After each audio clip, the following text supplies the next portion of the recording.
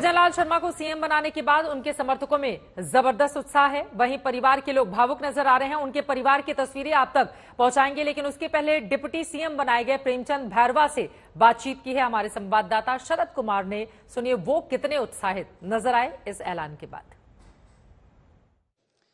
राजस्थान के 2 deputy CM मिले हैं। प्रेमचंद भैरवा नए डिप्टी सीएम हमारे साथ हैं। प्रेमचंद जी, उम्मीद थी कि डिप्टी सीएम बनेंगे? नहीं, मुझे ऐसा उम्मीद नहीं थी, लेकिन ये शायद भारतीय जनता पार्टी में पॉसिबल है। मैं से एक साधारण कार्यकर्ता भारतीय जनता पार्टी का रहा और जो भी दायित्व मुझे मिला निश्चित रूप से उसको बखूबी से निभाता हूं और जो ये दायित्व दिया निश्चित रूप से मैं इसको जनता के साथ मिलकर और अच्छी तरह से सब 36 कौम को साथ लेकर चलूंगा और उनके साथ रहकर काम करूंगा। जिस तरह से राजस्थान में एक दलित अत्याचार को बड़ा मुद्दा बनाई बीजेपी ने, आप एक दलित चेहरे के रूप में सरकार में होंगे डिप्टी सीएम के रूप में।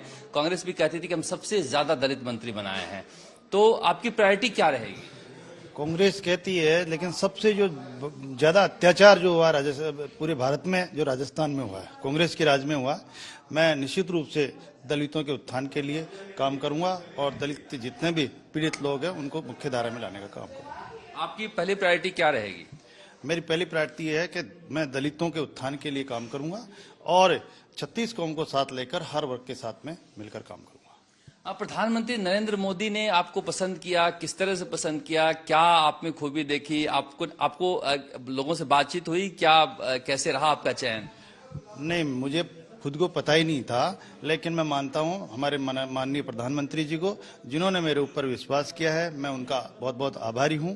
मैं गृह मंत्री जी का भी आभारी हूं और हमारे प्रदेश नेतृत्व है उसका भी आभारी हूं। मैं सम्मानीय सीपी जोशी जी का, माननीय वसुंधरा राजे जी का और सभी का मैं हृदय से आभारी हूं कि उन्होंने मुझे जो जिम्मेदारी सौंपी है निश्चित रूप से उस पर मैं काम करूंगा।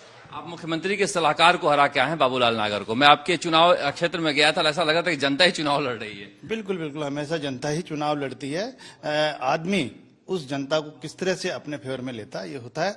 निश्चित रूप से मेरे साथ पूरी जनता थी, 36 कौम साथ थी और उनका मैं बहुत बहुत आभारी हूं जिन्होंने मुझे यहां तक पहुंचाया।